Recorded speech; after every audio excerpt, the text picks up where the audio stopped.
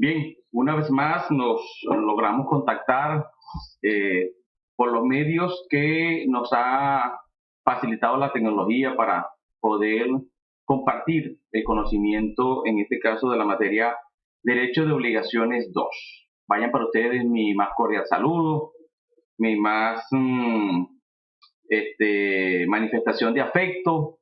Espero que se encuentren bien, que se encuentre su salud en perfecto estado y que podamos seguir, como dicen, disfrutando de la interacción a través de las redes, el WhatsApp, en este caso el video, el Classroom y todos los medios que nos permitan poder estar en contacto. Yo he querido grabar las clases para no hacerles tan pesado el trabajo estudiantil, de estar investigando, de estar buscando el estrés, de que el internet se cae, de que no tengo internet, de que no me llega no puedo comunicarme. Bueno, tienen el suficiente tiempo para poder ver esta presentación bien sencilla, bien diseñada con todo el afecto del mundo para que ustedes puedan entonces verla mil veces. Y luego, a través del WhatsApp, de comunicarnos bien. Bien, nos corresponde estudiar el tema 4 de la unidad número 2, que la unidad número 2 habla de la unidad número 2 habla de responsabilidad patrimonial, acciones de protección al crédito, transmisión y extinción de obligaciones. Y el tema número 4 habla específicamente sobre responsabilidad patrimonial genérica, conceptos, fundamento legal, principios generales, privilegios y garantías, clase de acreedores, orden de prelación de acreedores, el análisis de los artículos 1863, 1864 y 1929. Bueno, vamos a entrar en materia. Vamos a hacer una minimización por acá para poder entonces ustedes puedan disfrutar de la presentación. Vamos a, en este caso, hablar de la responsabilidad patrimonial. Ya ustedes ven esta presentación bien interesante y vamos a entrar en el concepto de lo que es responsabilidad patrimonial. Dice acá la presentación que es la situación jurídica a que se encuentra expuesto el patrimonio del deudor del poder de agresión del acreedor a consecuencia del incumplimiento de una obligación. Quiere decir que, recuerda cuando estudiábamos en bienes y derechos reales lo que se llama responsabilidad, mejor dicho, lo que se llamaba patrimonio. Y recuerden ustedes que el patrimonio son todos los bienes, derechos, incluso pasivos, o sea, activos y pasivos, que tiene el deudor, que tiene una persona desde que nace, según la teoría del nacimiento, que impera en Venezuela. Ese patrimonio, por mandato de la ley, se convierte en una garantía del cumplimiento de la obligación. Ya ustedes saben pues que superado con el paso del tiempo, aquello de que una persona por deuda, algunos iban presos, algunos perdían la personalidad, cuando hablábamos de la historia en el Imperio Romano, en Roma, en la naciente Roma, eso fue superado y hoy día solamente el patrimonio es el que es responsable, es el que es garante del cumplimiento de la obligación. Esto es interesante saberlo porque hay vamos a decirlo así, un axioma, vamos a decirlo así, que dice que nadie va preso por deuda. Y ciertamente, cuando se trata de asuntos de índole civil, obligaciones generadas de carácter civil, pues la consecuencia jurídica en el caso del incumplimiento es el ataque, como dice por aquí el concepto, agresión, la agresión por parte del acreedor que va en contra de tu patrimonio. Entonces, ¿qué es responsabilidad? Estudiamos que la responsabilidad es la situación jurídica a que se expone el patrimonio del deudor. Él es responsable, él es el que sale, como dice, sale adelante en caso de que su dueño, el acreedor, no cumple. ¿Cuál es el fundamento de la responsabilidad patrimonial? Lo conseguimos en el artículo 1863 del Código Civil venezolano, que te dice que el obligado personalmente está sujeto a cumplir su obligación con todos sus bienes habidos y por haber. Con todos sus bienes habidos y por haber. ¿Qué entendemos entonces con todos sus bienes? Ya dijimos que todos sus bienes son todos los recursos, derechos que una persona tiene desde que nace. Pero puede darse el caso de que una persona pierda todo su patrimonio, quede, como dicen, en la quiebra, quede desnudo, quede sin nada. ¿Quiere decir que esa persona no tendrá con qué cumplir la obligación? Pues no, porque se entiende desde el punto de vista legal que esa persona mañana en el futuro podría llegar a tener nuevamente patrimonio. ¿Y qué es lo que hace el acreedor en este caso? Bueno, el acreedor espera, ¿verdad? Como dicen por allí, como caimán en boquecaño.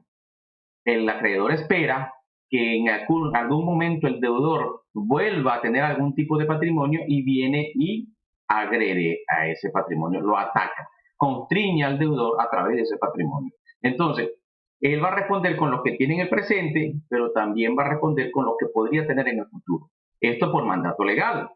Por eso es que muchas personas entonces, cuando se ven en peligro de perder el patrimonio, entonces lo ocultan o lo transfieren a personas, a terceros, o sea, se insolventan a efecto de no cumplir con la obligación. Pero esto no es una salida muy sabia. ¿Por qué? Bueno, porque en algún momento esa persona puede llegar a tener patrimonio o nunca podrá tener algo a su nombre. Esto habla entonces del artículo 1863. Pero si nos vamos entonces ahora al artículo 1864 del Código Civil, me dice que los bienes del deudor son la prenda común de sus acreedores, quienes tienen en ello un derecho igual si no hay causa legítima de preferencia. ¿Cafecito? Vean. Allí yo le puse un dibujo que dice garantía, no consigo uno en español. Garantía. Quiere decir que los bienes del deudor, ya entendimos que son los bienes, son prenda común. ¿Qué es la prenda? Más adelante vamos a leer un fundamento legal de lo que es prenda, pero entendimos cuando estudiamos bienes y derechos reales que la prenda es un derecho real de garantía, en la cual una persona pone un bien a disposición del acreedor a efecto de garantizar el cumplimiento de su obligación y en caso de que éste incumpla, el acreedor se queda con la prenda. Pero en este caso no estamos hablando de la prenda real, sino que hay una analogía o una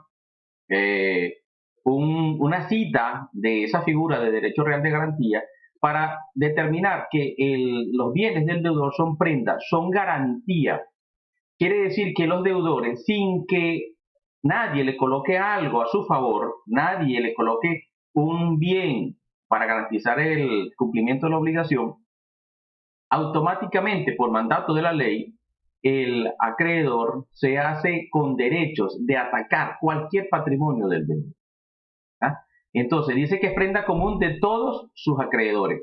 Quiere decir que también los acreedores concurren de manera común, sin ningún tipo de privilegio, en principio, con derechos a atacar el patrimonio del deudor. No podría entonces venir un acreedor que porque le deben antes o le deben después, o porque le deben más o le deben menos, decir yo tengo más derechos sobre este o aquel.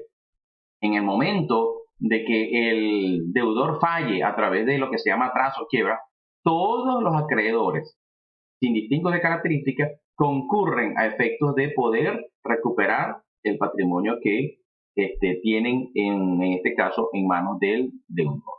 Entonces, cuando entendemos que los bienes del deudor son prenda común, ya entendimos que es una garantía común. Todos tienen igualdad de derechos, los acreedores. Entonces dicen quienes tienen un derecho igual si no hay causa legítima de preferencia. Ah, bueno, aquí el artículo me está hablando de una excepción. Si no hay causas legítimas de preferencia, ¿qué son las preferencias? Porque en principio dijimos que todos los acreedores, de manera común y de igualitaria, concurren con derechos de atacar el patrimonio del deudor. Pero me habla de que hay una causa legítima de preferencia. En ese caso, vamos a irnos en principio primero, antes de estudiar las causas legítimas de preferencia, a lo que se llaman los principios generales de la responsabilidad patrimonial. Dijimos desde hace un momento, cuando leímos el artículo 1864, que el patrimonio del deudor es prenda común de sus acreedores. El principio se llama principio de la prenda común. El principio general en la responsabilidad patrimonial es la prenda común. Y otra vez citamos el artículo 1864. Y acá les coloco que el principio por el cual los bienes presentes y futuros del deudor quedan sujetos al cumplimiento de sus obligaciones es consecuencia lógica de la estructura de las obligaciones, el débito y la responsabilidad. ¿Se acuerdan cuando hablábamos de los elementos de la obligación jurídica que citábamos lo que era el débito y la responsabilidad? Y decíamos que el débito es el deber, como su nombre lo indica, ¿verdad? Es la obligación que tiene la persona de cumplir de manera oportuna y de manera adecuada, tal como lo pactó, de las obligaciones que contrajo. Y que la responsabilidad venía siendo entonces la situación jurídica en la que queda sometido, en la que queda de alguna manera controlado el patrimonio del deudor para el cumplimiento de la obligación. Entonces, cuando decimos cuál es el principio de la responsabilidad patrimonial, siempre digo la responsabilidad civil, la responsabilidad patrimonial, que es que los bienes presentes y futuros del deudor quedan sujetos al cumplimiento de su obligación. Cuando en todo momento nos pregunten cuál es el principio de la responsabilidad patrimonial, vamos a decir que es el principio de la prenda común. ¿Por qué principio? Porque es el que impera en la generalidad de situaciones. Cuando en todos los momentos en que usted o un cliente suyo le llegue a su oficina o usted se comprometa con una obligación, automáticamente sus bienes quedan prendados de forma común con todos sus acreedores. ¿Por qué principio? Porque es lo que primero sobresale, es lo que primero impera. Fíjense que en el artículo 1864 leíamos en su última parte, a menos que existan privilegios o que existan preferencias, causas legítimas de preferencia. Pero si no existen eso, que es la generalidad de las situaciones, esas son las excepciones. El principio general es que automáticamente los bienes se constituyen en prenda común, o sea, garantía sin necesidad de señalarlo, sin necesidad de que expresamente se indique. Vamos a las excepciones. Y cuando creamos las excepciones, decimos que en principio tenemos que todos los bienes del deudor son prenda común. Todos son prenda común. No hay excepción, en principio, de que los bienes del deudor puedan ser atacados por el acreedor. Pero el artículo 1929 nos habla de algunas excepciones que no pueden ser atacadas de manera definitiva por el deudor, por el acreedor. Perdón. Fíjense que tengo aquí vestidos, camas, instrumentos de trabajo y hogar. ¿Por qué? Se maneja un principio de derecho humano en el que a una persona no se le puede despojar totalmente de los bienes porque, bueno, eso implicaría la muerte de una persona, quedar en indigencia en la calle, no tener cómo comer, no tener dónde dormir. Entonces, ¿qué pasa? El legislador estableció que son inembargables o inatacables los enseres y bienes básicos para la subsistencia de la persona. Ahí tenemos la cocina, la nevera, ¿sí?, la cama, los instrumentos básicos para que él pueda trabajar y tener sustento. Y fíjese que en 1929 nos dice, las sentencias que hayan de ejecutarse por los tribunales de la República se llevarán a efecto sobre los bienes muebles o inmuebles del deudor y sobre sus derechos y acciones que puedan enajenarse o cederse. En principio dice que todos los bienes, fíjense, dice los bienes muebles o inmuebles del deudor y sobre sus derechos y acciones que puedan enajenarse y cederse. No solamente incluye bienes que cuando hablamos de objetos, cosas, sino que también derechos. ¿Sí? Derechos. Un derecho que yo tengo de usufructo, un derecho que tengo yo sobre un derecho de propiedad, obviamente que se llevarían la propiedad, pero todos esos derechos, acciones que tenga yo en sociedades mercantiles, todos esos son derechos. Entonces dice más adelante, no están sujetos a ejecución, me está estableciendo una excepción. No están sujetos a ejecución, en principio dicen todos los bienes, pero después dicen no están sujetos a ejecución el hecho del deudor, de su cónyuge y de sus hijos. ¿Qué es el hecho? La cama. La ropa de uso de las mismas personas y los muebles y enseres de que estrictamente necesita el deudor y su familia. La ropa y los muebles y enseres, cuando digo muebles y enseres, cocina, nevera, cosas básicas para la subsistencia. Los libros útiles e instrumentos necesarios para el ejercicio de la profesión, arte u oficio del deudor. Y aquí estamos hablando entonces de todos esos bienes que son susceptibles por parte del deudor para poder laborar, trabajar, generar recursos básicos para la familia. Los 2/3 del sueldo o pensión de que goza el deudor. Entonces, ahí tenemos es embargable una porción del salario. El hogar constituido legalmente. Tenemos el hogar constituido legalmente.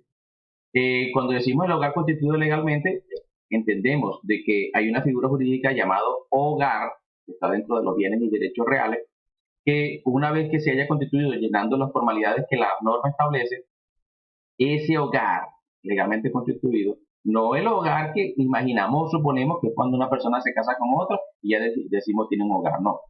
Ya ustedes estudiaron en bienes y derechos reales que existe una figura jurídica llamada hogar, que tiene unas formalidades para poder constituirse, y cuando se encuentra constituido esa figura, entonces esa es inatacable. Y los terrenos o panteones y sus accesorios en los cementerios, ya entendemos que son la parte de los cementerios. ¿Okay? Vamos ahora, una vez estudiado las excepciones, vamos a estudiar los privilegios y garantías. ¿Cuáles son los privilegios y garantías? El artículo 1864, en su segundo párrafo, dice: las causas legítimas de preferencia son los privilegios y las hipotecas. Me está hablando de dos figuras distintas, ¿verdad? Privilegios e hipotecas. ¿Cuáles son los privilegios?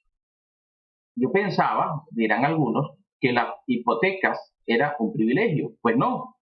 Según el Código Civil, los privilegios se encuentran bien definidos en el artículo 1866. Dice: privilegio es el derecho que concede la ley a un acreedor para que se le pague con preferencia a otros acreedores en consideración de la causa del crédito. Entonces, analizando el artículo, dice: privilegio es el derecho que concede la ley. Quiere decir que para que un acreedor tenga privilegio, debe estar muy claramente señalado, definido, establecido en una norma, ¿verdad? Entonces, fíjense, cuando leemos el artículo 1866, establece claramente que el privilegio es el derecho que concede la ley a un acreedor para que se le pague con preferencia a otros acreedores en consideración. Quiere decir que esta persona que tiene un privilegio va a tener una preferencia, va a acudir de manera preferente antes que los demás acreedores a recuperar su acreencia. Si queda algo, los demás acreedores cobrarán, pero en principio él cobra completo. El artículo 1867 nos dice: el crédito privilegiado tiene preferencia sobre todos los demás, inclusive los hipotecarios. Lo que acabo de decirle, el crédito privilegiado tiene preferencia sobre todos los demás. Hablemos de algunos ejemplos de los créditos privilegiados. El artículo 68 del Código Orgánico Tributario dice: los créditos fiscales gozan de privilegio general sobre todos los bienes del deudor y tendrán prelación sobre las demás acreencias, con excepción de las derivadas de pensiones alimenticias, salarios y demás derechos derivados del trabajo y de seguridad social. Fíjense que aquí el Código Orgánico Tributario está estableciendo dos tipos de preferencias, ¿verdad? O privilegios. Los privilegios de los créditos fiscales dice que gozan de privilegio, lo dice taxativamente el 68 del COT. Y además dice, con excepción de las derivadas de pensiones alimenticias, salarios y demás derechos derivados. Quiere decir que las pensiones alimenticias, salarios y demás derechos derivados del trabajo y de seguridad social son también créditos privilegiados. Entonces, cuando les hablen de privilegios, se acuerdan del Código Orgánico Tributario. Los créditos fiscales son créditos privilegiados. También tenemos como créditos privilegiados los créditos laborales, y el 151 de la Ley Orgánica del Trabajo, Trabajadores y Trabajadoras establece que el salario, las prestaciones e indemnizaciones de cualquier otro crédito adeudado al trabajador o a la trabajadora con ocasión de la relación de trabajo gozarán de privilegio y preferencia absoluta sobre cualquier otra deuda del patrono o patrona, incluyendo los créditos hipotecarios y prendarios, obligando al juez o jueza del trabajo a preservar esta garantía. Fíjense que coloca los créditos laborales por encima de las hipotecas y las prendas. Fíjense lo tan privilegiados que son los créditos laborales. Bueno, porque se entiende que es un derecho humano el esfuerzo del trabajador, es el sustento de su familia y del mismo, y que sería como injusto, pues que por raíz de un incumplimiento civil de una obligación, entonces le quiten también este derecho, que lo pondría en una situación de mucha vulnerabilidad. Vámonos a estudiado los privilegios. Ya entendimos que los privilegios es un derecho concedido por la ley para el acreedor o al acreedor para que se le pague con preferencia. Por eso se llama privilegio. Él concurre de primero en el cobro de su acreencia. Vamos a estudiar qué son las garantías. Decimos que son causas de preferencia los privilegios y la garantía. ¿Qué es una garantía? Una garantía es una concesión que le hace el deudor al acreedor para que en caso de incumplimiento el acreedor pueda de alguna manera directa, sin necesidad de ir a un procedimiento de embargo, ejecutar de manera directa esa garantía y apropiarse de ella a efecto del remate y cobrar su acreencia. La hipoteca. El artículo 1877 establece que la hipoteca es un derecho real constituido sobre los bienes del deudor o de un tercero en beneficio de un acreedor para asegurar sobre estos bienes el cumplimiento de una obligación. Y bueno, ya nosotros en temas, en clases o en semestre pasado, estudiamos que la hipoteca se materializa sobre bienes inmuebles. Entonces, al un acreedor hipotecar un bien inmueble, ese bien inmueble queda, como dicen, secuestrado, queda sometido por parte del acreedor, que en caso del incumplimiento de la obligación, automáticamente va a ejecutar esa hipoteca. Pero no solamente la hipoteca, porque el Código Civil viene y me dice privilegios e hipoteca. Y cuando decimos, o privilegios y garantías, cuando decimos la hipoteca, tenemos también un tipo de garantía real que es sobre bienes muebles. Y de eso tenemos la prenda. ¿Qué es la prenda? En el artículo 1837 dice que la prenda es un contrato por el cual el deudor da a su acreedor una cosa mueble en seguridad del crédito, la que deberá restituirse al quedar extinguida la obligación.